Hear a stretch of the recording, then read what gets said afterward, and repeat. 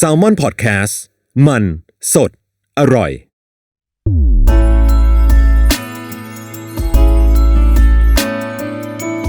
Worldwide Podcast โลกทั้งใบให้วายอย่างเดียวยินดีต้อนรับเข้าสู่รายการ Worldwide ค่ะโลกทั้งใบให้ว่าอย่างเดียวจ้าวันนี้อาจแปลกหูแปลกตาไปบ้างนะน้องเนยเอาจริงๆเพราะเราไม่ได้อัดที่สตูดิโอแต่เป็นการแบบพอดแคสต์สัญจรตอนนี้เนี่ยไม่รู้จะเอาตามองไว้ที่ใครตรงไหนมันแบบโล่งๆไปหมดเลยปกติเราจะต้องนั่งตรงข้ามกับแขกเนาะใช่นี่ก็แบบเยื้องๆนิดนึง delivery ถึงที่เลยสำหรับของทาง Salmon Podcast เองต่อมาคือรายการเราอ่ะมันไม่ได้พูดถึงแค่เรื่องวายอย่างเดียวน้องเนยใช่แต่มันพูดถึงความหลากหลายทางเพศในแง่มุมอื่น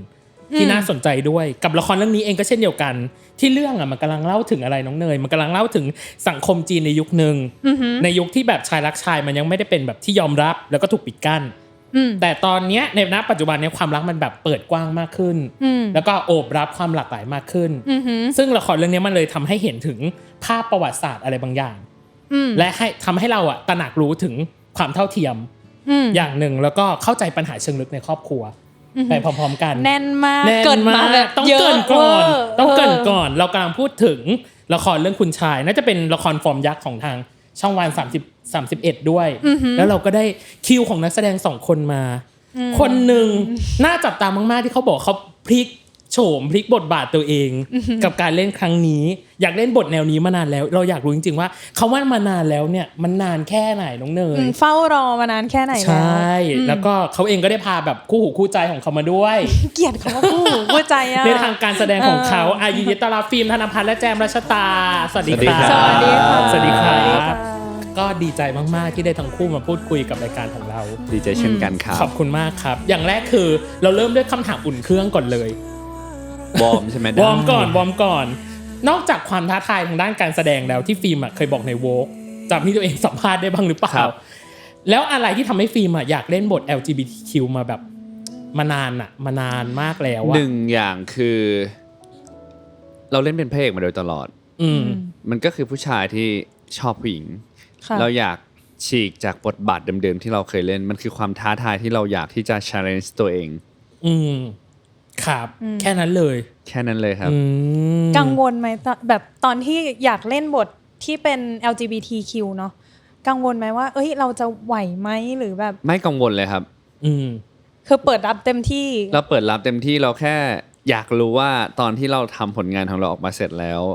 จะเป็นที่ถูกใจของคนดูมากขนาดไหนมากน้อยขนาดไหนสำหรับแจมเองในฐานะพี่ใช้คำว่าฟิล์มแล้วกันในฐานะที่เป็นรุ่นพี่ในวงการมีได้ปรึกษาเรื่องของการแสดงหรือให้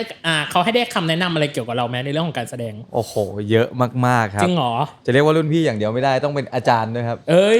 ทำไมอาจารย์ฟิล์มสัมภาษณ์คู่ไม่คือทุกครั้งที่เขาพูดแบบอาจารย์แล้วผมรู้สึกว่าตัวเองดูแก่ไม่แก่เรามากประสบการณ์อย่างเดียวใช่ประสบการณ์เยอะใช้คำว่ารุ่นพี่เขาได้คำแนะนำอะไรเรียกว่าใช้คำว่ารุ่นพี่จะสุภาพที่สุดรุ่นพี่คนนี้นะครับคือได้แนะนำเราดีมากๆเพราะว่าเราใหม่กับวงการมากๆครับแล้วพอได้มารับบทบาทที่มันสำคัญขนาดนี้การวางตัวการทำงานกับผู้ใหญ่ทำงานกับนักแสดงรุ่นใหญ่แต่ละคนน่ะซึ่งในแต่ละกองที่เราเจอมากองนี้คือแบบอลังการสุดๆแล้วนะครับก็แนะนำการแบบจะเข้าฉากเข้าคาแรคเตอร์ต่างๆการทำคาแรคเตอร์การใช้ชีวิตอย่างเงี้ยเอามาปรับใช้กับการแสดงยังไงครับมันก็เลยเข้าสู่พาร์ทแรกของพี่มันจะเป็นเรื่องของแบบการเตรียมตัวเรื่องของการแสดงการออกแบบคาแรคเตอร์อะไรต่างๆอย่างแรกเลยคือการปรับ mood and tone ของเรื่องนี้อย่างเช่นของทั้งคู่ฟิล์มเพิ่งผ่านมาเลยฟ้าเพียงดินครับกับเรื่องคุณชายมันต้องปรับ mood and tone ในการเล่นมากน้อยแค่ไหนเชื่อไหมว่าผมถ่าย2เรื่องนี้พร้อมกันหรอแล้วสวิชยังไงผมเป็นไบโพล่าครับทำไมก็มันต่างกันสุดขั้วละคร2เรื่องนี้เปิดถ่ายพร้อมกันค่ะพร้อมกันเลยแล้วโหการทำกันบ้านหรือคาแรคเตอร์อะไรต่างๆนี่คือ0เซตซีโร่หรือใหม่เซตซีโร่ใช่ครับทั้ง2โอ้แล้วมีทริคในการแบบจะสวิชมั้ยสมมุติว่าวันนี้จะต้องไปถ่ายคุณชายเราต้องแบบเตรียมตัวจากบ้านเตรียมใจคือเซตมูดวันนั้นใหม่เลยอย่างงี้มั้ยคะสิ่งที่เราเตรียมหนักที่สุดคือก่อนที่จะเริ่มถ่ายทำมันคือการเซต คาแรคเตอร์ทุกอย่างก่อนที่จะเริ่มถ่ายทำให้เรียกว่าให้เหมือนเพื่อนสนิทกับเรามากที่สุดเพื่อนสนิทของเรามากที่สุดทั้งสองเรื่องครับแล้วมันจะมีจุดเชื่อมบางอย่างที่เรารู้สึกว่ามันเหมือนการที่แบบเราดีดนิ้วหรือทำท่าทำทางบางอย่างแล้วเป็นการจูนอินกับตัวละครครับเลยก็ต้องเซตมาให้เสร็จตั้งแต่ก่อนเริ่มถ่ายทำเพื่อที่เวลาที่เราไปทำงานมันจะง่ายและไม่เสียเวลาในการที่จะเข้าคาแรคเตอร์และไม่เสียเวลากับคนทำงานคนอื่นๆไม่ว่าจะเป็นตากล้องนักแสดงคนอื่นรวมถึงผู้กำกับด้วยโอเคแล้วอย่างของแจมล่ะแจมเคยผ่านรักนักขอรับมาครับแล้วก็ผ่านเวลากรรมเทพมากับบทสรุปแล้วอันเนี้ยคุณชายอ่ะมันปรับมูดแอนด์โทนยากไหมไม่ยากครับสำหรับผมคือเรื่องคุณชายเนี่ยอย่างที่ตั้งแต่ตอนที่มาแคสอะก็ถามพี่บอยว่าทำไมเลือกผมพี่บอยบอกว่ารู้สึกว่าบทมันใกล้เคียงกับตัวคุณเลยคือด้วยนิสัยของตัวจิวอะครับมันก็เป็นคนดิบๆเลยอะคนดิบซึ่งผมก็เป็นผู้ชายจ๋าๆเลยอะมันปรับง่ายแต่ว่าสิ่งที่ปรับยากคือ mindset ของตัวละครที่เราต้องเรียนรู้ตัวละครนะครับเราจะหาจุดที่มันเป็นปมอะไรของตัวจิวเนี่ยที่สามารถไปฆ่าคนคนนึงได้เลยอะฆ่าเพื่ออะไรอะครับผมก็พยายามไปหาดูซีรีส์ที่เป็นนักฆ่าภาพยนตร์ที่เป็นนักฆ่าซึ่งแต่ละคนเขามีเหตุผลของเขาไม่ได้ฆ่าเพราะว่าอยากฆ่าเฉยๆครับการที่เราไปดูมาหลายๆอย่างอ่ะบางอย่างมันก็ใช้ได้บางอย่างมันก็ใช้ไม่ได้สุดท้ายแล้วกลับมาที่ตัวละครของจิวคือเราต้องมาหาปมของมันคือเรื่องน้องเรื่องการที่ต้องมีชีวิตอยู่ในโลกนี้ให้ได้จอห์นวิกยกตัวอย่างง่ายๆจอห์นวิกเนี่ยทั้งโลกเขาเป็นนักฆ่าหมดเลยแต่จิวทั้งโลกคือคนปกติแต่เขาเป็นนักฆ่าที่ต้องอยู่ในโลกสังคมคนปกติใช่แต่ต้องให้เห็นความเป็นนักฆ่าในตัวเขาทุกครั้งที่เขาเดินไปอย่ามายุ่งนะเราเป็นนักฆ่ามันต้องมีตรงนี้อยู่ซึ่งมันก็เราต้องหาจุดตรงนี้ในการทำการบ้านเนี่ยครับก็ได้ไปดูซีรีส์มาเรื่องนึงเป็นซีรีส์ของเกาหลีชื่อว่า Kill It ผมชอบมากเลยผมรู้สึกว่ามันมีทั้งการปิดบังตัวเองมันมีปิดบังตัวเองโดยที่ทำเหมือนไม่ได้ปิดบังอ่ะเหมือนก็ชีวิตปกติเราดูอยู่ก็เขาก็เป็นคนปกติแต่ว่าอาชีพของเขาเวลาเขาทำงานโอ้โหอีกแบบนึงเลยถ้าเราฆ่าแบบโดยที่เราไม่มีจุดประสงค์อะไรมันกลายเป็นโรคจิตเข้าใจได้กับอีกอันนึงคือเรื่องของ first impression น่าจะเป็นครั้งแรกที่ได้มาโคจรแล้วกันมาเจอกันfirst impression ของแต่ละคนเป็นไงบ้างเจอกันในการทำงานฟิล์มมองแจมยังไงแจมมองฟิล์มยังไงใน first impression แรกครั้งแรกเจอกันปุ๊บสำหรับผมดีใจที่ก่อนหน้านี้รู้จักกับพี่ฟิล์มมาก่อนแล้วครับเพราะว่าเตะบอลทำไมต้องทำหน้าแบบนี้ผมเตะบอลเขาเป็นพี่คนนึงที่อยู่ในช่องแล้วเราเคารพเราเคารพแล้วเราคุยกับเขาบ่อยมากๆส่วนผมก็ไม่ค่อยได้คุยกับใครรุ่นพี่คนอื่นอย่างเงี้ยก็มีพี่ฟิล์มนี่แหละที่บ้านใกล้กันด้วยแล้วก็ทำกิจกรรมมาเตะบอลเตะอะไรอย่างเงี้ยด้วยกันบ่อยเตะคนเตะบอลอย่างเดียวพอโทษครับนั่นแหละครับก็ดีใจที่ได้มาเล่นกับพี่ฟิล์มอย่างเงี้ยก็โอ้โหเขาเป็นพระเอกเบอร์1ช่องอ่ะเรามีโอกาสที่จะได้เล่นกับเบอร์1ช่องอย่างเงี้ยขี้โม้จังเลยไม่จริงแล้วอย่างฟิล์มล่ะมองแจมยังไงบ้าง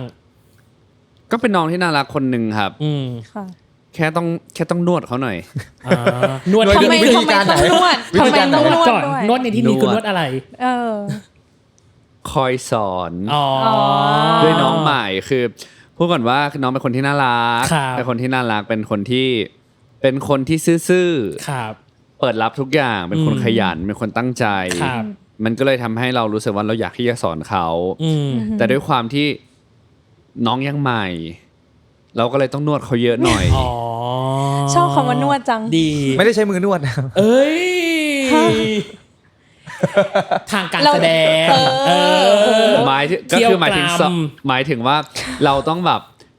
ช่วยเขาคือช่วยสอนช่วยบอกด้วยวิธีการต่างๆคือด้วยความที่น้องยังใหม่เราต้องพูดก่อนนะว่าคือเราสอนเราดุเราตำหนิเพื่อให้ น้องดีขึ้น ค่ะ เพราะว่าผมเชื่อเสมอว่าละครหนึ่งเรื่องจะดีได้ไม่ใช่จากใครคนใดคนหนึ่งแต่ต้องจากทุกๆคนและทุกๆฝ่ายฉะนั้นผมอยากให้ละครของเราทุกๆคนดีไปด้วยกัน ครับ ก็เลยแบบด้วยความที่น้องยังใหม่แล้วน้องเป็นคนที่เปิดรับแล้วรู้สึกว่าน้องคนนี้มันทนมือทนเท้าดีแล้วก็ เราก็เลยแบบค่อนข้างที่จะนวดเขาหนักหน่อยนวดแบบนวดหน่อยนี่นวดนานไหม ก็ กว่าจะเข้าที่เข้าทางได้ตั้งแต่เปิดจนปิดนะครับ โหเราก็สายอึดนะถ้าอย่างนั้นนะเขาเป็นคนที่อึดถึกทน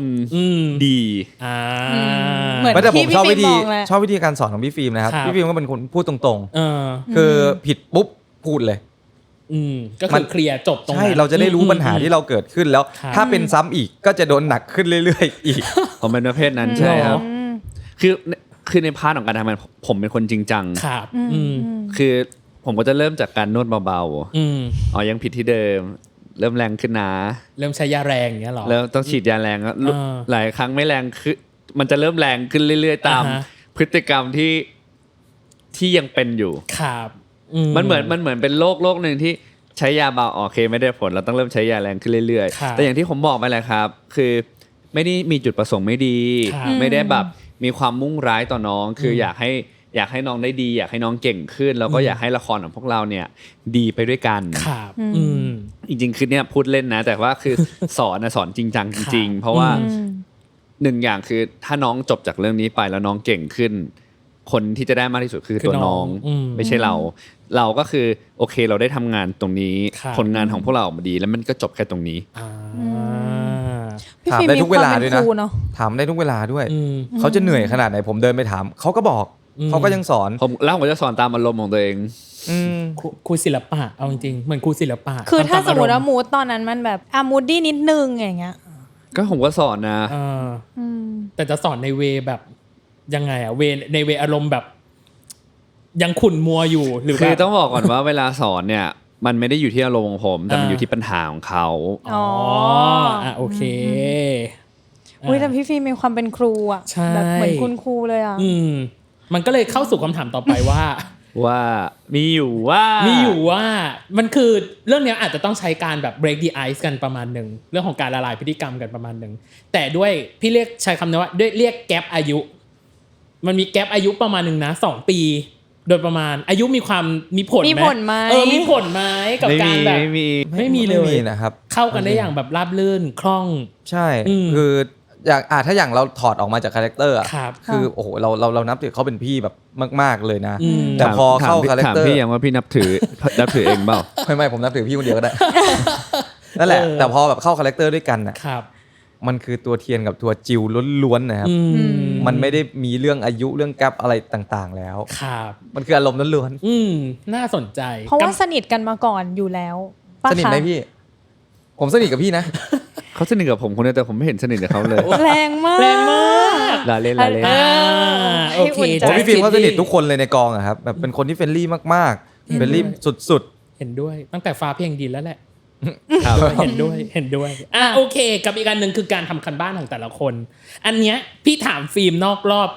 ก่อนที่จะอัดบอกว่าพี่เคยไปเห็น Twitter นึงของฟิล์มที่บอกว่าให้แนะนำหนังหรือซีรีส์เรื่องนึงที่เกี่ยวข้องกับแบบชายรักชายหรือแบบผู้มีความหลากหลายทางเพศแล้วมีคนมาทวีตเยอะมากจำได้ว่าแบบใช่จำได้ว่าเยอะครับเยอะมากแต่สิ่งนึงที่ฟิล์มเลือกคือผมเลือกรายการ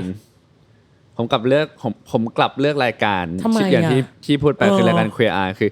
พิธีกรเขาเป็น LGBTQ คือแล้วในซีซั่นที่ผมดูมีพิธีกร5คนซึ่งก็จะเป็นคนละไทป์เลย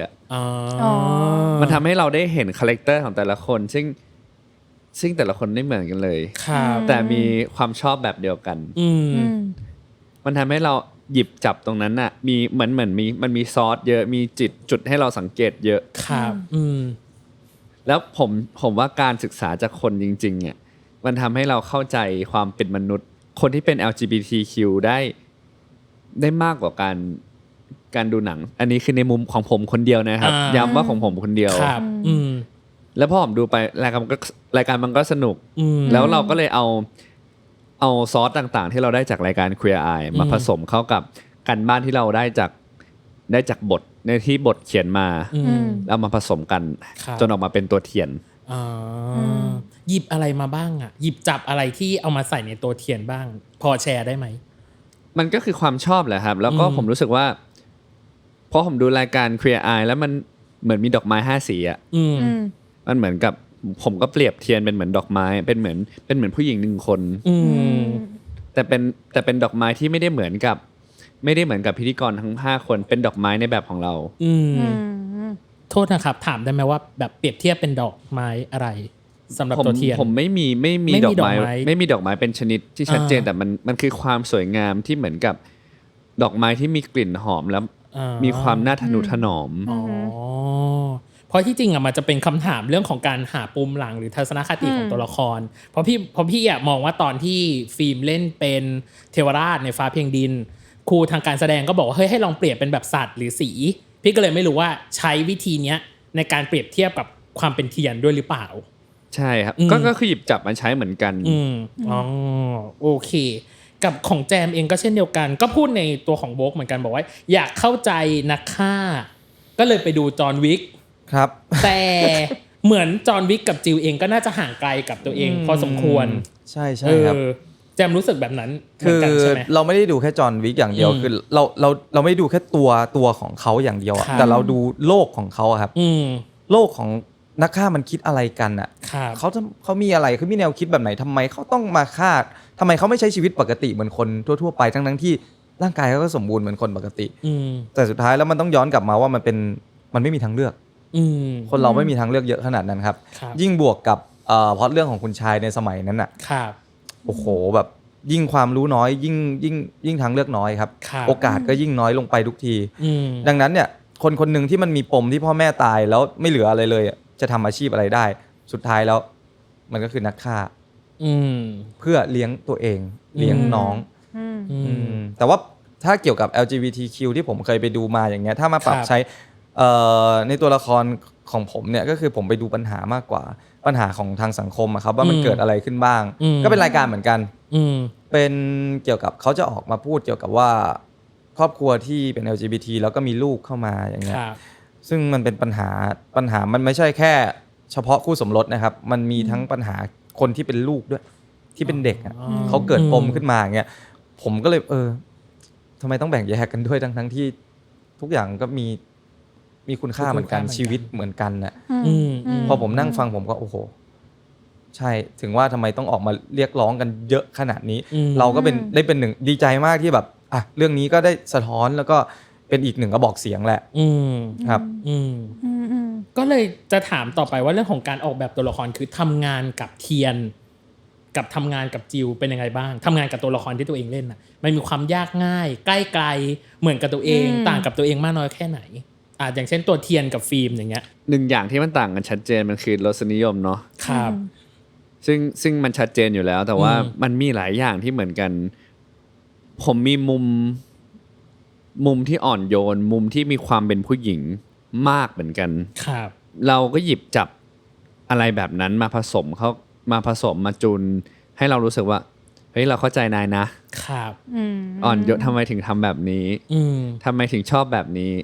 มันทำให้เรามีความเข้าใจเขาในแง่มุมต่างๆมากขึ้นครับแล้วเราก็พยายามเอาตัวเองเข้าไปอยู่ในโลกของเขาให้มากขึ้นเพื่อให้เข้าใจตัวเทียนมากขึ้นมันเหมือนกับผมอยากรู้จักกับพี่อ่ะผมจะไม่พยายามพรีเซนต์ตัวเองครับแต่ผมจะเอาตัวเองอ่ะเข้าไปอยู่ในโลกของพี่เข้าไปเฮ้ยไม่ใช่เขาเล่าให้ฟังนี่ไงเราอยากเคิร์มดิคิดอยู่แล้วว่าเห็นอยู่แล้วว่าพี่ฟิล์มจ้องตาหนูรู้เลยพี่ตั้มแน่นอนต่อขอโทษค่ะคือเข้าไปอยู่ในโลกของพี่แล้วทำให้แบบเหมือนตามติดชีวิตเขาแล้วเราจะเห็นว่าอ๋อทำไมเขาถึงเป็นแบบนี้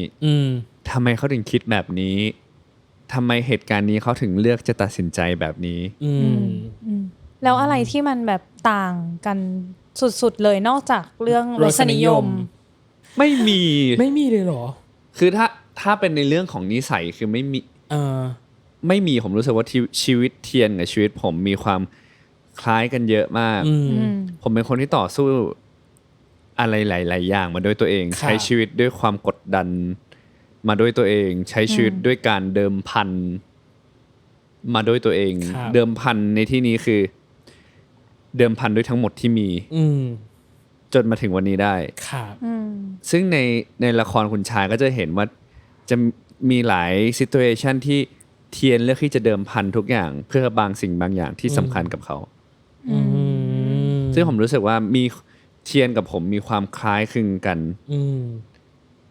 จะต่างกันเพียงแค่เรื่องของรสนิยมกับฐานะทางบ้านโอเคแล้วอย่างของระหว่างความเป็นแจมกับความเป็นจิวทำงานกับจิวเป็นยังไงบ้างตอนแรกๆก็ยากครับแต่เรื่องถ้าพูดถึงเรื่องนิสัยก็คล้ายๆกันเป็นก็ดิบๆเถื่อนๆเหมือนกันแต่สิ่งที่จะเติมเข้าไปให้ละครให้ตัวละครมันมีมิติมากขึ้นคือความอ่อนโยนอันนี้ก็ได้พี่ฟิล์มเลยครับช่วยแนะนำเรื่องความอ่อนโยนอย่าเรียกว่าแนะนำเรียกว่าด่าเรียกว่านวดแล้วนวดอีกด่าแล้วด่าอีกเพราะว่าแบบผมเป็นคนแบบไม่อ่อนโยนอะไรเลยแต่จริงๆเราคิดว่าเราอ่อนโยนนะแต่มันยังไม่มากพอสำหรับการที่แบบต้องมาผสมลงไปในตัวละครแจมต้องเข้าใจว่าตอนแรกที่แจมมาต้องเรียกว่าไม่มีครับไม่มีครับมันดิบเถื่อนขนาดนั้นเลยเหรอคะเขาไม่ได้ผมต้องใช้คำว่า เขาไม่ได้ดิบเถื่อนขนาดนั้นแต่ความแข็งแมนลุยกันครัชเนาะแมนคุยกันครัชแต่บอลกันครัชอะไรแบบนี้คือพอด้วยความเป็นแจมเขาจะมีความเป็นผู้ชายที่แบบเป็นผู้ชายอย่างที่น้องเขาบอกว่าตัวเองเป็นแบบนั้นซึ่งเขาเป็นแบบนั้นจริงๆครับคือเป็นคนง่ายๆเป็นคนที่แบบเป็นคนแข็งแล้วเขาคิดว่าอันนี้คือความอ่อนโยนของเขาแล้วแต่คือจริงๆมันจริงๆน้องไม่ได้อ่อนโยนเลยน้องถ้าพี่มองว่าพี่เป็นดอกไม้น้องจับพี่ก็คือน้องขยำพี่เลยน้องไม่ได้น้องขนุถนอมพี่อะไรแบบนั้นคือผมต้องคอยสอนเขาต้องคอยแบบคอยเติมให้เขาตลอดว่าเฮ้ยความอ่อนโยนมันคืออะไรความทนุถนอมคืออะไรใช่ไหมความปลอบประโลมคืออะไรใช่ถูกต้องผมพูดอย่างนี้ทุกอย่างเลยครับประมาณนั้นครับประมาณนั้นอุ้ยเหมือนพี่แจมโดนลุมเลยอ่ะไม่เป็นไรเหมือนเรียกว่าสอนผมใช้คำว่าสอนเพราะว่าสอนแต่นวดอาจจะเฟ้นแรงไปนิดนึงเหมือนเคี้ยวเนาะเหมือนเคี้ยวก็มีเรื่องนี้แหละเรื่องความอ่อนโยนแล้วก็สำหรับผมอีกอันนึงก็คือต้องไปหาว่านักฆ่าเขามีนิสัยของตัวเขาแบบไหนผมไปจับมาหลายๆอย่างก็คือผมคิดว่าเรื่องสายตาการมองเนี่ยผมนับไม่กระทั่งวิการจะกระพริบตาแต่ละวิอะครับทำจนแบบว่าถ้าผมจะมีวันหนึ่งผมจะขึ้นไปบนห้องตัวเองแล้วก็เวิร์กกับมันเวิร์กกับคาแรคเตอร์มันแล้วก็ลองอยู่คาแรคเตอร์นี้ไปสักพักหนึ่งเอากรรไกรขาคู่อะที่ใช้มาจับลองดูเราจะกลัวคมมันหรือเปล่าแต่เอาออกแล้วนะแต่ก็คิดว่ามันมีคมอะไรอย่างเงี้ยครับผมก็แบบลองจับเล่นๆดูว่าทำให้มันชินให้มันชินกับตัวเราไปเลยเราจะได้เข้าใจว่าคนที่มันใช้อาวุธโดยที่ไม่กลัวกับอาวุธของมันเองแล้วอะมันเป็นแบบไหนเวลาเราจะฆ่าใครสักคนเรากระพริบตาแค่เสี้ยววินาทีเดียวมันหายไปแล้วนะครับเราหมดโอกาสแล้วนะจากที่เราจะฆ่าเขาจะฆ่าเราคืนแล้วพอเขาฆ่าเราคืนโกที่เราตั้งไว้ทุกอย่างที่เราตั้งไว้เดิมพันชีวิตเรามันพังหมดเลยมันจะพังไปทั้งหมดแล้วอีกอย่างนึงคือที่ต้องเวิร์กกับมันหนักๆคือเกี่ยวกับไปรักใครสักคนน่ะมันมีผลหนักมากๆกับชีวิตเราเลยนะวันนึงเราต้องไปฆ่าเขาอ่ะถ้าวันนึงมีคนจ้างให้เราไปฆ่าคนที่เรารักเพื่ออะไรสักอย่างที่ยิ่งใหญ่กว่าคนที่เรารักอ่ะเราจะทำยังไงมันก็เลยเป็นคอนฟลิกต์ตัวนี้ที่ผมต้องหาใช่ครับไม่แน่ใจว่าอันนี้คือชาเลนจ์ที่ยากที่สุดสำหรับเรื่องนี้ที่แจมพบหรือที่แจมเจอหรือเปล่าสำหรับเรื่องการใช้สายตาหรือว่าการแบบหาความเป็นอินเนอร์นักฆ่าอะไรบางอย่างอะไรอย่างเงี้ยที่จริงมันยากตอนแรกครับมันยากตอนแรกเพราะเราจะไม่เข้าใจคาแรคเตอร์ความเป็นนักฆ่ามากพอโอเคเรื่องเลิฟผมไม่กลัวผมไม่ห่วงเรื่องเลิฟเวลากรรมเทพก็หนักหน่วงมันเกิดจากความรู้สึกครับทุกอย่างถ้าเรารักใครสักคนเราจะแสดงออกยังไงมันอยู่ที่ความรู้สึก แค่นั้นมันไม่ได้มีรูปแบบไม่ได้มีฟอร์มอะไรทั้งนั้นนะครับผมก็เลยไม่ได้กังวลเรื่องนั้นแต่ที่กังวลคือจะทำยังไงให้ตัวละครตัวนี้มันเป็นนักฆ่าที่มันถ้ามันนิ่งเกินไปมันก็ไม่สนุกใช่มันก็กลายเป็นแบบตัวละครตัวนึงยืนแข็งๆอยู่อะไม่มีมิติอะไรใช่สมมุติว่าไม่กระพริบตาเลยก็อยู่เงี้ยยืนตาแข็งอยู่อะเข้าใจมันน่ากลัวจริงแต่ตัวละครมันไม่มีมิตินะผมก็เลยต้องไปหาพี่บอยก็บอกต้องไปหาลองดูอะไรอย่างเงี้ยผมก็หาตามซีรีส์หาตามละครแล้วก็ลองมาปรับใช้ให้มันเข้ากับตัวละครจิวให้ได้ครับแล้วอย่างของฟิล์มเองล่ะความชาเลนจ์หรือความท้าทายนอกจากด้วยเรื่องของฐานะทางบ้านหรือว่าตัวของรสนิยมอาจจะไม่ได้ตรงกันความชาเลนจ์หรือความท้าทายของบทเทียนคืออะไรอะครับมันก็คือคอนฟลิกต์ต่างๆที่มันเกิดขึ้นในเรื่องนี้อย่างที่เรารู้กันว่าการรักเพศเดียวกันในยุคสมัยนั้นเป็นช่วงสงครามโลกครั้งที่2มันเป็นอะไรที่ต้องห้ามมันไม่ใช่แค่ชายรักชายครับคือการรักเพศเดียวกันมันเป็นเรื่องต้องห้ามแล้วเราเกิดเป็นลูกชายคนโตในตระกูลคนจีนด้วยอ่ะมันยิ่งเป็นปัญหาที่มันยิ่งใหญ่ขึ้นสิ่งที่ชาเลนจ์ที่สุดมันคือการที่เราจะแสดงออกหรือมีวิธีการแสดงยังไงให้มันละเอียดอ่อนให้คนดูเราแล้วเข้าใจเราว่าตัวละครนี้อ่อนแอบอบบางแต่สู้จนถึงที่สุดเท่าที่เขาจะสู้ได้นะครับแล้วให้มันมีมิติมีเลเยอร์และความละเอียดอ่อนของทางอารมณ์ในแต่ละชั้นน่ะครับสำหรับผมมันเป็นสิ่งที่ยากที่สุดแล้วในเรื่องนี้มันคือความละเอียดอ่อนเพราะว่าอย่างที่รู้ว่าละครคุณชายเป็นละครที่เป็นละครครอบครัวที่ดราม่าหนักมากมันค่อนข้างเมโลดราม่าแบบสุดๆมันเลยทำให้เราต้องละเอียดอ่อนกับเรื่องของอารมณ์เยอะมากๆมันไม่ใช่แค่ความรักแบบ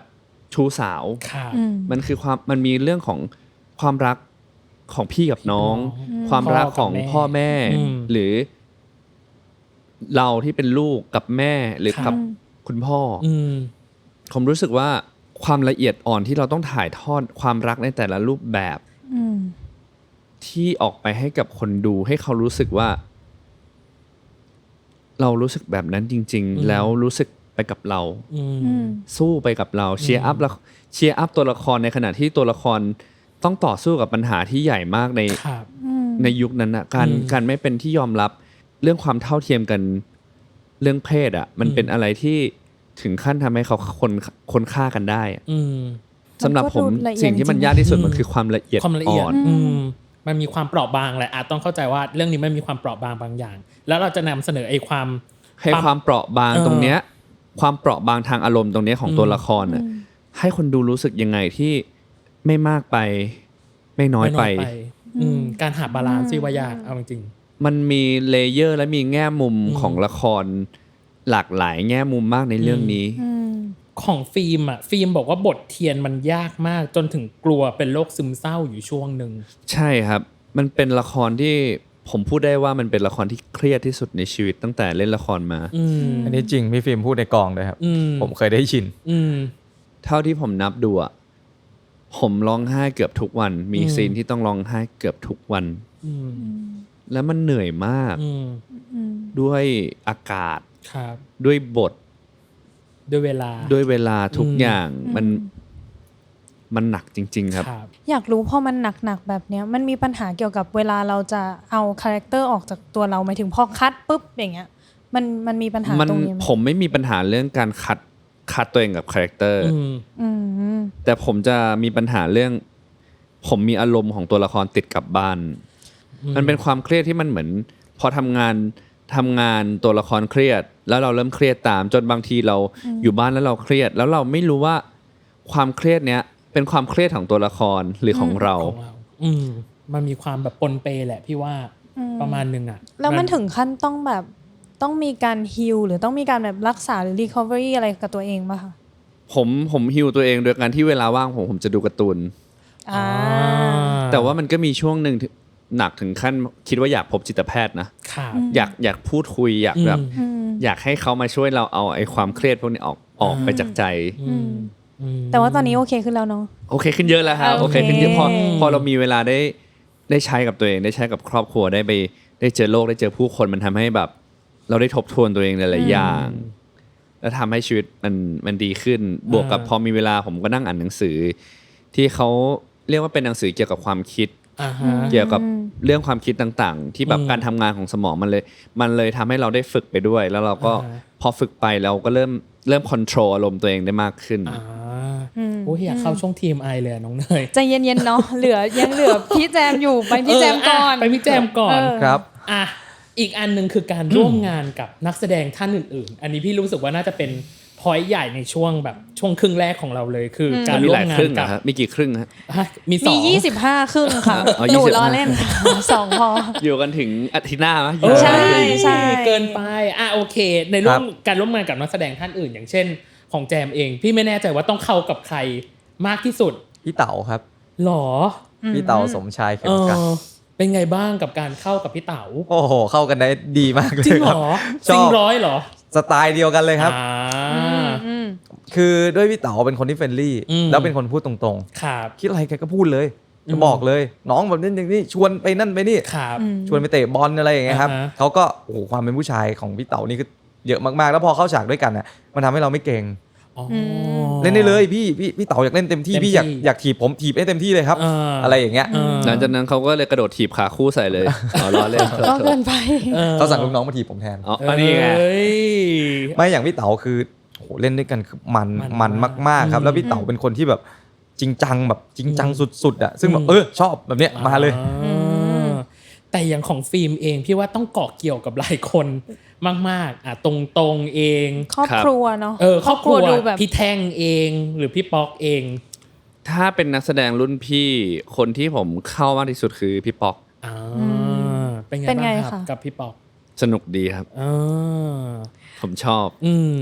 สนุกในแง่ไหนสนุกในแง่ไหนชอบเจอกันคือดราม่าทุกวัน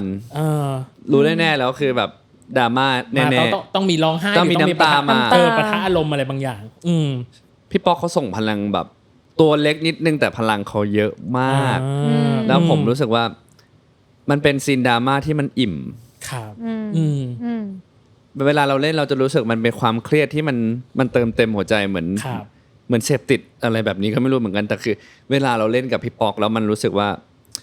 พลังเขาท่วมท้นจนเราไม่สามารถต้านทานคือยังไงก็ต้องรับแล้วก็ต้องส่งกลับไปด้วยพลังที่ต้องเท่ากันคือผมเป็นคนที่ชอบเจอนักแสดงที่ยิ่งเก่งกว่ายิ่งพลังเยอะกว่าผมยิ่งสนุกเพราะเรารู้สึกว่ามันจะยิ่งท้าทายตัวเองและเราอยากที่จะพัฒนาตัวเองเพื่อที่จะทัดเทียมหรือเอาชนะเขาได้ไม่ใช่เพื่อดังกว่าหรืออะไรแต่มันด้วยพลังที่มันเป็นความรู้สึกที่ว่าเราอยาก challenge ตัวเองที่แบบเราสามารถไปได้อีกไกลแค่ไหนเราสามารถไปได้อีกไกลแค่ไหนเหมือนแบบดันเลเวลตัวเองไปเรื่อยๆดันบาร์ไปเรื่อยๆยิ่งผมเจอนักแสดงที่พลังเยอะหรือเก่งมากแค่ไหนเราจะยิ่งมีความแอคทีฟมากขึ้นเข้าใจนี่ในช่วงครึ่งแรกเลยอุ้ยขออีกข้อได้ปะล่ะข้อนั้นไงเรียงจากง่ายไปยากเรียงจากง่ายไปหายากก็คือฉากหวานฉากเลิฟซีนฉากบู๊ฉากดราม่าให้เรียงจากง่ายไปหายาก4อันนี้ของฟิล์มฉากหวานฉากเลิฟซีนฉากบู๊ฉากดราม่าง่ายสุดคือฉากหวานฉากบู๊ฉากเลิฟซีนและฉากดราม่ายากสุดเพราะเรื่องนี้ดราม่ามีเกือบทั้งเรื่องเลยสำหรับตัวละครเทียนแล้วก็มีเลเวลเยอะและละเอียดความละเอียดอ่อนเยอะมากๆแต่ฉากหวานง่ายแฮะโอเคพี่แจมครับเลิฟซีนครับเลิฟซีนง่ายสุด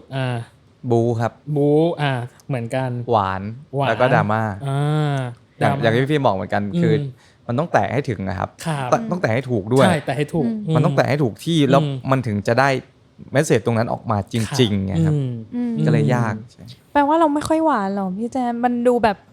ฉากหวานนี่อยู่ที่3เลยนะนั่นแหละครับถ้าหวานก็ไม่โดนด่าครับ นั่นแหละครับ โอเค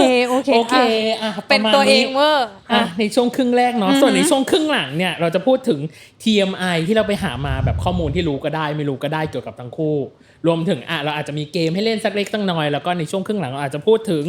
เรื่องของในเมื่อมันพูดถึงเรื่องแบบความเป็นชายรักชายเนาะในเรื่องของความรักเองแต่ละคนมีมุมมองในเรื่องของความรักแบบนี้หรือความสัมพันธ์แบบนี้ยังไงบ้างเดี๋ยวกลับมาเจอกันในช่วงครึ่งหลังครับฟ้าและดินใจความรักเราจะข้ามผ่านไปแค่เส้นไว้เท่าไรหัวใจเราใกล้กว่านั้นแม้ว่าคนทั้งโลกไม่อยากให้เรารักกันแต่ฉันเชื่อว่ารักเธอไม่แพ้สิ่งใด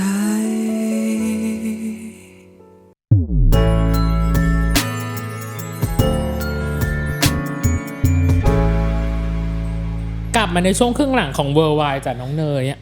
พักบ้างน้องเนยเอาจริงช่วงแรกก็เครียดตึงไปหมดพักบ้างช่วงหลังก็เครียดไม่เครียดเลย อ๋อ กับอันนึงคือ TMI too much information ครับ ข้อมูลที่รู้ก็ได้ไม่รู้ก็ได้อย่างแรกเลยคือที่พี่ไปอ่านในไทยรัฐออนไลน์ที่ฟิล์มเคยได้พูดคือฟิล์มเคยรู้สึกขอบคุณช่วงเวลารถติดเพราะมันทำให้ผมมีความสุขจากการที่รถติดเพราะผมได้ฟังพอดแคสต์ใช่ครับฟังอะไรรายการไหนบ้างแนะนำหน่อยสิพอดแคสต์หนังสือครับจริงเหรอมีแนะนำไหมถ้าสมมติต้องแนะนำ1พอดแคสต์ต้องถามว่าอยากอ่านหนังสือแนวไหนมันคือพี่เป็นคนอ่านหนังสืออยู่แล้วมันเป็นการเหมือนฟังหนังสือเสียงอะครับแล้วมันจะมีอยู่2ประเภทคือเป็นหนังสือเสียงที่อ่านได้ฟังทุกตัวอักษรทุกคำกับอีกหนึ่งอย่างคือสรุป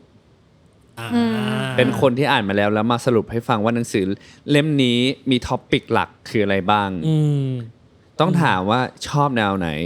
คือพี่อาจจะชอบแนวแบบเขาเรียกนะวรรณกรรมผมไม่อ่านอันนี้ผมจะอ่านเป็นแบบเกี่ยวกับ mindset ก็คือ self improve อะไรบางอย่างใช่ไหมใช่ครับมีหนังสือหลายเล่มที่แบบเป็นหนังสือที่ดีมากอย่างแบบพวกแบบ good wife good life อะไรอย่างนี้พวกแบบมีอันนึงดีมากที่ทำให้เข้าใจกระบวนการคิดของมนุษย์อย่างแบบ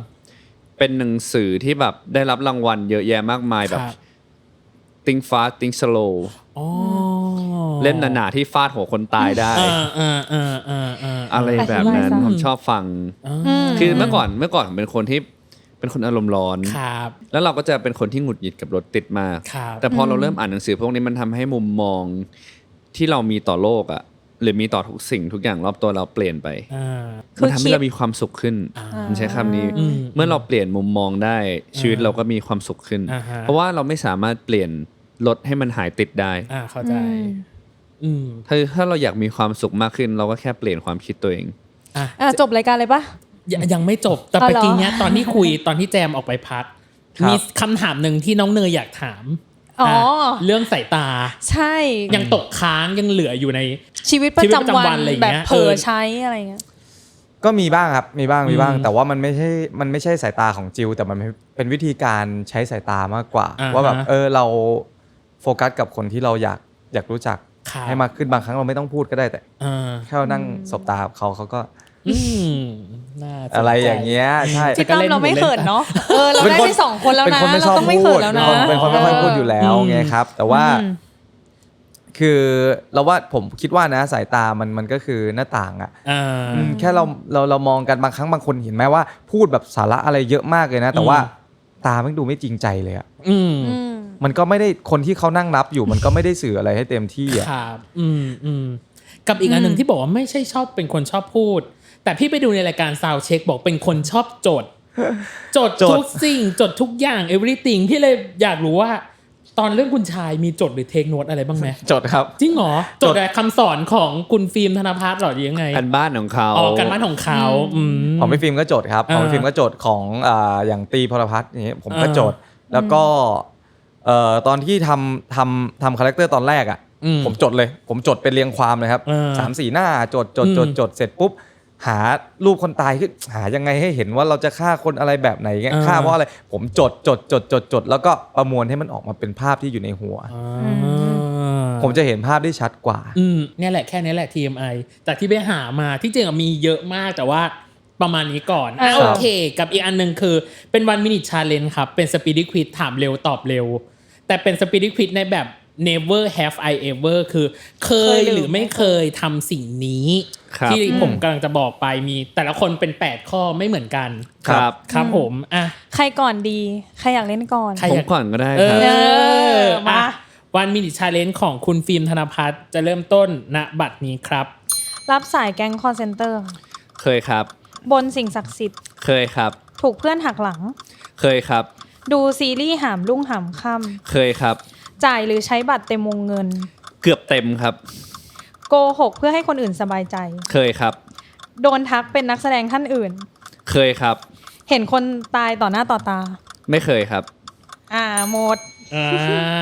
เดี๋ยวค่อยมาขยายการต่อไปเป็นของแจมนะครับวัน ครับ มินิชาเลนจ์ของแจมเริ่มต้นณบัดนี้ครับ กระดูกแตก ไม่เคยครับ ซื้อของไม่สนจำนวนเงิน ไม่เคยครับ ฟังเพลงแล้วร้องไห้ เคยครับ ถูกคนหามส่งโรงพยาบาล ไม่เคยครับ ขับรถหลงทาง เคยครับ เจอสิ่งเหนือธรรมชาติ เคยครับ ตัดสินใจหรือเลือกบางอย่างไม่ได้ ไม่เคยครับ กินของแปลก เคยครับ โอเค เนยอยากขยายข้อไหนของฟิล์มให้2ข้อ ข้อแรกหยาบมาก โดนทักเป็นนักแสดงท่านอื่นท่านไหนคะ เยอะ จริงเหรอ เยอะครับ เช่น อย่าง ที่จำได้ ไม่ อ่ะที่ ไม่ จำได้ นานมานี้เลยล่าสุด อ่า ไปเดินแบบงานคลับ21 ครับ ครับ แล้วผมก็หัวสีเหมือนไบร์ทเหมือนคุณนอแล้วก็เป็นวันที่ใส่แมส อ่า พี่เขาก็ทักไบร์ทเราก็แบบ เราก็รู้แล้วอะว่าเราไม่ใช่แต่ว่าเรามาแป๊บเดียวเนาะเราก็แบบก็เกรงใจว่าเดี๋ยวพี่เขาจะเสียเซลล์หรือเปล่า แล้วก็ไม่พูดดีกว่า แต่พอมาเจอกันครั้งต่อไม่ใช่เจอกันครั้งต่อมาสักพักพอแบบเราต้องแบบเปลี่ยนเสื้อแมสมันก็ติดเราก็ต้องถอดอะไรอย่างเงี้ย ครับ พี่เขาอ้าวแล้วก็ปล่อยให้พี่ทักอยู่ตั้งนาน อ๋อแต่เราก็ไม่อยากหักหน้าตรงนั้นเนาะ ใช่เราก็เลยแบบโอ๊ยเมื่อกี้กลัวพูดไปแล้วพี่จะแบบเสียความมั่นใจอะไรอย่างงี้ก็เลย พี่ตั้ม เข้าใจ ให้1 ข้อ ดูซีรีส์หามรุ่งหามรุ่งหาม ใจ ค่ำ เย็นใจเย็น ดูอะไรเรื่องอะไรอ่ะ เมื่อก่อนตอนเด็กๆจำได้ว่าเคยดู F4 โอ้โห ก็ตำนานแหละเรื่องเนี้ย F4 ตอนยังเด็กอะ ฉบับไหนไต้หวันหรือเปล่า ออริจินอลเลยครับ ไต้หวันแหละ ไต้หวัน ดูตั้งแต่8จำได้ว่า8โมงเช้าจน7โมงเช้าอีกวันน่ะดูแบบดูกันทั้งบ้านอ่ะช่วงปิดเทอม อ๋อแต่เป็นการแบบใช้เวลาว่างกับครอบครัวไง พี่อยากถามข้อนี้มากเลยที่เขาบอกว่าเกือบอ่ะคือใช้หรือจ่ายบัตรเต็มวงเงินอ่ะ ใช้ไปกับอะไรอะครับ แต่งบ้านครับ อ๋อโอเคยอมได้ แต่ตอนแรกอะเนยคิดว่าข้อนี้ยังไงก็เคยไม่เคยเฉยแค่เกือบแล้วค่ะ เกือบ เต็มนี่คือมันต้องแบบรูดไม่ได้แล้วอะ ใช่มันคือต้องโทรไปขอ ต้องไปขอ วง เพิ่ม งิน แล้วอ่ะยัง ไม่เคยแค่เกือบคือเราเช็ควงเงินได้ไงว่า อ๋อ เราจ่ายเท่าไหร่แล้วอะไรแบบนี้ โอเค เมื่อกี้นี้อย่างข้อของแจม อันนี้มาถึงของแจมมาก สิ่งที่หลุดขำมาเลยคือกินของแปลก กินอะไร ของแปลกเนี่ย เคยไปกินไอเนี้ยครับ งูเหลือมอ่ะ ฮะ คือผมไม่รู้ว่าเป็นงูที่แรกผมเข้าใจว่าเป็นเนื้อไก่ แสดงว่ารสชาติมันเหมือนเนื้อไก่ คล้ายๆครับคล้ายๆแต่ว่ามันจะมีกลิ่นที่แบบสาบๆนิดนึงอ่ะแล้ว ซึ่งอันนั้นเขาปรุงอะไรมาหมายถึงว่ามันออกมาเป็นเมนูอะไรอะ เขาย่างงูครับ ครับ มันจะเป็นเหมือนกับว่าอยู่ที่ข้างบ้านผมอยู่ในป่าไง ครับ ก็จะเป็นแบบว่าตั้งขึ้นมาอย่างนี้เลย แล้วก็เอางูมาวางอยู่ แล้วไอ้ตอนที่ผมกินอ่ะคือมันอยู่ห่างตรงนี้ออกไปอีกนิดนึงเลยอะ ครับ ซึ่งมองมาผมก็เห็นว่าก็กองไฟเขาก็ปิ้งอะไรกินย่างอะไรกินปกติของตามคนอีสานที่เขาทำกัน พอกินเข้าไปปั๊บก็อร่อยดี พอถามว่าเนื้ออะไรอ่ะงูเหลือมอ๋อนี่คือเนื้องูเหลือมเหรอ ก็เลยขอกินอีก ไม่กินเลย หลังจากนั้นคือจบเลยใช่ไหมกับเมนู จบเลยไม่กินอีกเลย ซึ่งพี่แจมกลัวงูป่ะคะ ไม่กลัวครับ แต่ว่าเราไม่กินอ่ะ เข้าใจ ปลาไหลอะไรเงี้ยผมก็ไม่กิน กับอีกอันหนึ่งคือฟังเพลงแล้วร้องไห้เพลงอะไรอะครับที่ฟัง โอ้โหหลายเพลงเลยครับ ร้องเองก็ร้องผมเป็นคนเล่นกีตาร์อยู่แล้ว โอเค มีเพลงเดี๋ยวนะ100 เหตุผล อ๋อสเตอร์เหรอ ใช่ครับ ไหม อันนี้ก็ร้อง อ๋อแปลว่าโดนผู้หญิงทิ้งมาด้วยร้อยเหตุผลนี่เอง ไม่ใช่เราอินกับเพลง อ๋อ แล้วก็ชอบมากข้างๆเขาวิเคราะห์แทนเราไปแล้ว ไม่เขาเรียกอะไรคุยเขี่ยเก่งคุยเขี่ยเก่งแล้วก็มีเพลงยังมียังมีฉันของพี่โปเตโต้อันนี้ก็ร้องคือนั่งเล่นกีตาร์เองแล้วก็ร้องไห้เอง อินอีกแล้วโดนผู้หญิงทิ้งไปใช่ไหม ไม่ใช่โอ้โหนี่ก็จะบ่นเขาเรื่องผู้หญิงอย่างเดียวเลย เก่งแบบ เขาแบบเขาช่วยเราทำงาน เขาช่วยเจ้า เนี่ยเราไม่ต้องทำอะไรเลยเห็นไหมล่ะ เก่ง ไม่หรอกพอเราอยู่กับเสียงดนตรีไปเรื่อยๆครับมันจะเริ่มซึมซับแบบแม้กระทั่งโน้ตเมโลดี้ที่มันขึ้นมาในเพลงครับมันยังทำให้ผมน้ำตาคลอได้เพราะผมมันจริงๆพอเราฟังไปเรื่อยๆเราซึมซับไปเรื่อยทุกโน้ตเขาแต่งขึ้นมาโอ้โหมันมีความหมายหมดเลยนะครับ กำลังพยายามแบบว่า พอแล้ว หรือพี่พิมจะอะไรต่อก็เลยมองตามพี่พิมว่า ปล่อยดีกว่า พี่พิมเข้าไหมจะเข้าไม่เข้า เอาแบบพอประมาณ กลุ่มประกบประกิบของเราก็ประกบประกิบเช่นกันพอแล้วสำหรับเกมเนาะในช่วงครึ่งหลังเราอยากถามจริงๆในการจะต้องมารับบทเนาะต้องใช้คำว่าชายรักชายของเรื่องเนี้ยการจะทำให้เชื่อว่าผู้ชายสองคนเนี่ยรักกันหรือว่าแบบหลงรักกันมันยากมากเลยนะเรามีวิธีการปรับหรือการจูนหรือการพูดคุยอะไรยังไงในเรื่องของฉากเข้าพาเข้านางหรืออะไรเงี้ยต่างๆอะไรเงี้ยหรือไม่คุยเลยไม่มีการแบบมาแท็กมือเฮ้ บางคนเขาก็กอดกัน ผมมองว่ามันเรื่องราวของเทียนกับจิวอะครับมันเกิดขึ้นในเรื่องของคุณชายเลยคือมันผ่านอะไรมาด้วยกันเยอะไปหมดแล้วแต่ละอย่างโอ้โหมันยากลำบากมากกว่ามันจะได้มารักกันกว่าจะได้มาเจอกันกว่าเราจะหาวิธีการในที่แบบจะปกป้องทำยังไงเขาจะมีชีวิตอยู่ต่อได้แล้วผมว่ามันวิ่งตามความรู้สึกมันไปตามความรู้สึกของมันเรื่อยๆก็เลยไม่จำเป็นต้องสำหรับผมนะไม่จำเป็นต้องแบบว่าไปหาจุดที่ตรงนี้มันจะมาเชื่อมกันอะไรอย่างเงี้ยคือไปตามบทไปตามกระแสของบทเลยจากใช่ครับคือบทเขาเขียนมาดีมากดีมากๆแล้วมันอยู่ที่ว่าเราจะบริหารความรู้สึกของเราเข้าไปอยู่กับบทตรงนั้นยังไงครับเห็นด้วยไหมฮะคุณธนภัทรจากการที่เขาบอกเขาวิ่งไปตามความรู้สึกเราวิ่งไปตามความรู้สึกด้วยหรือเปล่าสำหรับผมว่าความยากที่สุดมันคือตั้งแต่ตอนทำกันบ้านกับตัวละครครับคือเรื่องการที่เราจะรักใครสักคนผมว่า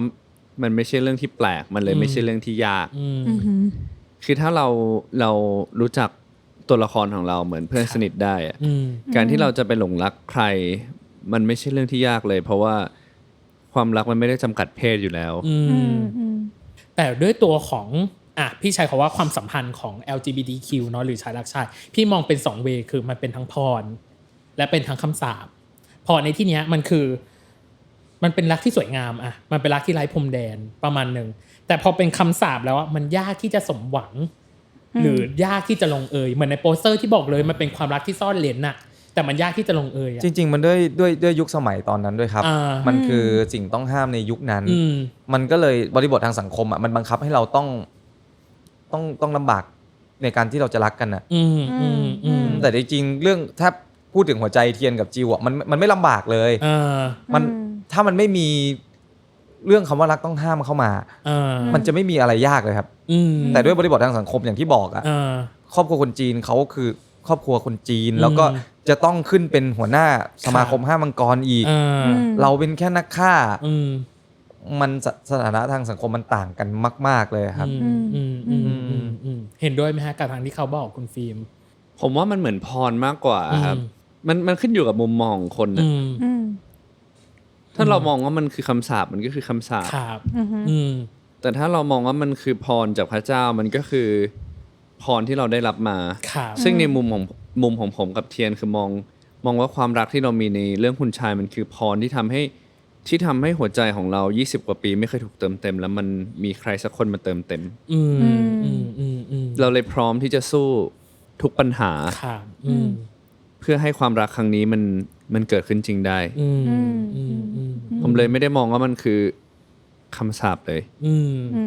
จบรายการได้เลยสำหรับฉันไม่ได้ยังมีอีกขออีกนิดนึงขอ2 ข้อสุดท้ายคือ1คือประเมินการทำงานเรื่องนี้หน่อยว่าเต็ม10ให้ตัวเองเท่าไหร่แต่ละคนครับผมให้ตัวเองอยู่ที่ประมาณ6แล้วกันครับเต็ม10ไม่ถาม 4หายไปไหนมันอยู่ที่ประสบการณ์แล้วด้วยอย่างที่พี่ฟิล์มบอกคือมันต้องสะสมประสบการณ์ผมก็มีจุดที่ผมพลาดไปในหลายๆอย่างครับก็มีทั้งโอ้โหเรื่องการอยู่ในกองถ่ายเราอาจจะเป็นเด็กอ่ะเราทำตัวผิดพลาดไปเรายังไม่รู้อะไรหลายๆอย่างไงครับก็ตรงนั้นผมก็คิดไปว่ามันอยู่ในส่วนของสีที่หายไปนั่นแหละครับส่วนของคาแรคเตอร์ตัวละครผมว่าผมเต็มที่แล้ว6ก็เต็ม6ครับฟิล์มครับเต็ม10ให้ตัวเองเท่าไหร่ครับผมให้7ครับไม่ถาม3ไปไหนอะคะผมว่าผมทำได้ดีกว่านี้ในเรื่องของการรีคอลเมมโมรีต่างๆที่เราไม่สามารถให้เวลากับเขาได้แบบ 100% เพราะว่าผมถ่าย2เรื่องพร้อมกันซึ่งผมไม่ได้มองเป็นข้ออ้างแต่ว่าผมทำเต็มที่ที่สุดเท่าที่ผมสามารถจะทำได้แล้วก็อันนั้นคือ1คะแนนที่หายไปอีก2อย่างคือประสบการณ์ที่เรายังเก็บสะสมมาไม่พอที่จะทำให้อารมณ์ตอนที่เราเล่นณขณะนั้นมีความละเอียดอ่อนมากพอที่จะสามารถไหลเลื่อนไปเหมือนสายน้ำหรือเมโลดี้ของโน้ตได้ที่มันสามารถแตะทุกความรู้สึกได้โอเคส่วนสุดท้ายแล้วความน่าดูและความน่าติดตามของซีรีส์เรื่องคุณชายใช้ข้อซีรีส์ได้ไหมละครดีกว่าละครเรื่องคุณชายความน่าดูและความน่าติดตามของละครเรื่องคุณชายจะเป็นยังไงบ้างครับน้องให้น้องพูดก่อนให้น้องให้แจมพูดก่อนโหแน่นอนครับความเข้มข้นทุกอารมณ์ดราม่าบู๊และที่สำคัญเลยคือมันเป็นละครในยุคของโอ้โหย้อนกลับไปเป็น100 ปีเนาะซึ่งมันมีบทเรียนอะไรหลายๆอย่างให้คนยุคปัจจุบันได้เรียนรู้ครับอยากให้ทุกๆคนน่ะมานั่งดูแล้วก็มาดูกันว่าแมสเสจที่พวกเราส่งไปอ่ะมันสามารถเอาอะไรที่มาปรับใช้ในสังคมเราได้บ้างถ้าอย่างตัวผมอ่ะเราได้เห็นปัญหาเกี่ยวกับครอบครัวที่เขาไม่ยอมรับในความหลากหลายทางเพศซึ่งในปัจจุบันน่ะโลกมันเปิดกว้างไปมากๆแต่ผมก็ยังเชื่อว่าละครเรื่องนี้มันก็ทำให้โลกเรามันดีได้มากกว่านี้ขึ้นไปอีกอ่ะเป็นอีกหนึ่งกระบอกเสียงอ่ะในฐานะที่พวกผมเป็นนักแสดงแล้วถ่ายทอดออกมาได้เรียกว่าเต็มที่แล้วแหละเทหมดหน้าตักอ่ะพี่ฟิล์มเทหมดหน้าตักผมเทหมดหน้าตักจริงๆอยากให้มาดูกันเยอะๆฟิล์มครับแจมพูดไปก็เกือบหมดแล้วแต่ว่าผมขอเสริมหน่อยตรงที่ว่าละครเรื่องนี้มันเป็นละครที่พวกเราทุกคนไม่ใช่แค่นักแสดงแต่ว่าทีมงานเบื้องหลังทุกๆคนทำงานกันอย่างเต็มที่แล้วก็เราตั้งใจทำงานชิ้นนี้กันมากครับละครเรื่องนี้เป็นละครที่ไม่ใช่แค่มีความฟินมีความจิ้นของพวกเราทั้งสองคนแต่มันมีความสะท้อนสังคมครอบครัวมันไม่ใช่แค่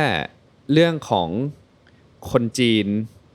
เรื่องของความเป็น LGBTQ มันไม่ใช่เรื่องของความหลากหลายทางเพศถ้าลองมองให้ลึกลงไปจะเข้าใจว่าสิ่งที่ลูกต้องการมากที่สุด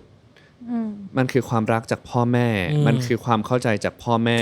ผมไม่อยากให้มองในส่วนของแค่เป็นความหลากหลายทางเพศหรือ LGBTQ อย่างเดียวที่ลูกต้องการที่จะได้รับการยอมรับจากทางครอบครัวแต่มันหมายถึงเรื่องตัวตนต่างๆหรือความชอบต่างๆที่ผมว่าลูกคนนึงอยากที่จะให้ครอบครัวตัวเองสนับสนุนในความชอบของเขา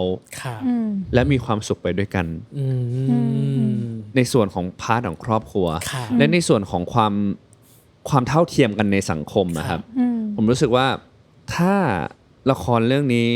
มีกระแสหรือเป็นที่ชื่นชอบผมเชื่อว่าจะทำให้ในสังคมยอมรับเรื่องความหลากหลายทางเพศมากขึ้นแล้วผมว่าอีกไม่นานอาจจะเป็นหนึ่งกระบอกเสียงให้คนทั้งโลกได้ฉุกคิดว่าเรื่องการแต่งงานสมรสเท่าเทียมเนี่ยอาจจะมีเร็วขึ้นก็ได้เป็นกระบอกเสียงเป็นตัวขับเคลื่อนยังไงวันนี้เอาจริงๆเรารู้สึกเต็มอิ่มมากๆกับตัวของฟิล์มและแจมยังไงก็ต้องขอบคุณฟิล์มและแจมในวันนี้มากๆเลยนะครับขอบคุณมากๆค่ะขอบคุณมากๆค่ะยินดีครับอิ่มมากๆเลยน้องเนยกับละครเรื่องคุณชายไปดูเราเชื่อมั่นว่าเขาได้แสดงศักยภาพพลิกโฉมพลิกบทบาทอะไรก็ตามแต่รวมถึงแจมด้วยดูความละเอียดอ่อนที่เขาพูดมาทั้งหมดในวันนี้ก็คือต้องดูแหละเขาจะทำงานเต็มที่ขนาดนี้เราจะไม่ได้ดูได้ไงใช่ยังไงก็ฝากติดตามละครเรื่องคุณชายด้วยช่องทางไหนอะไรยังไงนิดนึงฮะก็สามารถติดตามคุณชายได้นะครับก็จะออนแอร์ทุกวันจันทร์อังคารเวลา 20:30 นทางหน้าจอช่องวัน31หรือว่า ใครที่ดูไม่ทันดูย้อนหลังได้ที่แอปวันดีครับโอเควันนี้เรียบร้อยปิดจบอย่างสวยงามทั้งหมดทั้งมวลนะครับสำหรับวันนี้สำหรับรายการเวอร์ไวเนาะก็ต้องขอบคุณคุณผู้ฟังที่ติดตามมาจนถึงนาทีนี้ยังไงอย่าลืมติดตามรายการเวอร์ไวโลกทั้งใบให้วายอย่างเดียวนะคะผมในทุกวันอังคารทุกช่องทางของ Salmon Podcast ครับสำหรับวันนี้พีดีพี่ตั้มและโคโฮสน้องเนยรวมถึงฟิล์มและแจมที่เป็นแขกวันนี้ต้องขอลาไปก่อนนะครับผมสวัสดีครับสวัสดีครับ